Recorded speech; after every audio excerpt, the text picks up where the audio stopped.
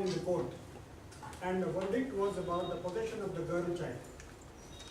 The judge asked, "Would you like to stay with your mother?" The girl said, "No, because she beats me." Then the judge asked, "Would you like to stay with your father?" The girl again said, "No, because he also beats me." Exasperated, the judge asked, "Then with whom would you like to stay?" She said, "I would like to stay with the Indian cricket team because they don't beat anybody." Mr. Toastmaster, fellow Toastmasters, and welcome guests. No doubt, the girl took a very wise decision because cricket is such a popular game, cricket is such a mammoth game, cricket is so much invited even to the child. But let's talk about the sports and the games. What is a sport or a game? A sport or a game is an activity which is supposed to stimulate your mind and body. A sport or game is an activity which is supposed to enhance your mental capabilities and make you strong by continuous practice. In this light, let us see this funny game called cricket. We have 22 players on the game, but at any given time, only two will be playing, the bowler and the batsman. Others will either be sitting in the pavilion under the shade or loitering around on the lush green lawns of the field. Of course, there are two other players who continuously play and they are called umpires. And millions like us who watch this charade on the idiot box. Tell me, ladies and gentlemen, at the end of either a test match or a T20, which part of your mind or body is really exercised? When a test match is on in Calcutta in the Eden Gardens, the highest capacity stadium in the country, 1 lakh people watch the game for 5 continuous days. They call it entertainment and support. For me, it's a waste of 5 lakh man-hours in a poor country.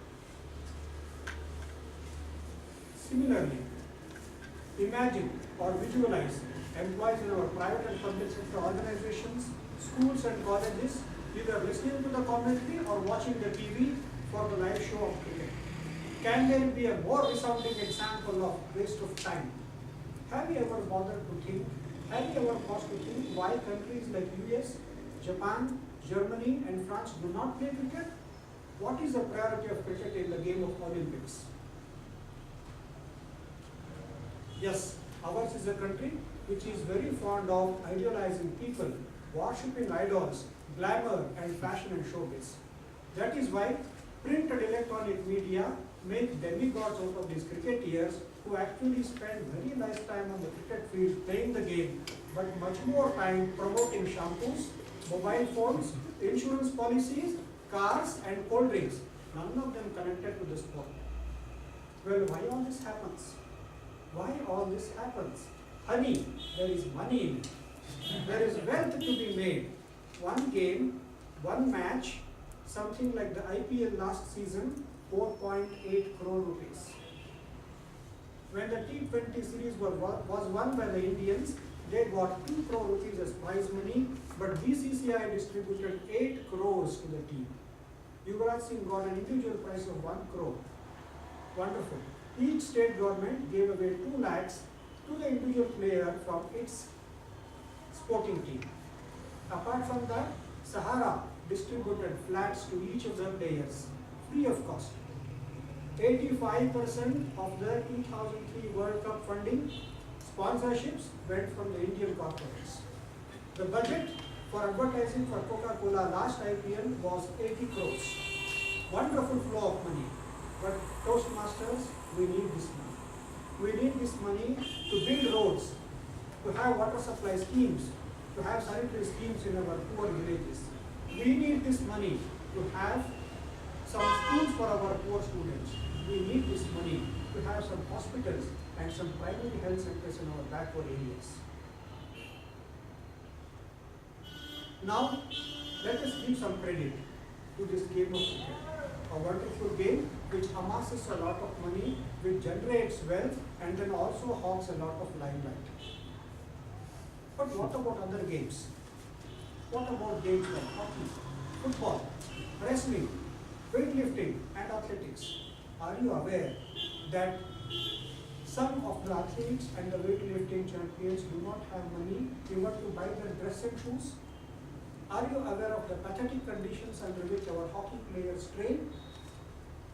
In the same month as India won the T20 first time, that is September 2007, India also won the Asia Cup in hockey.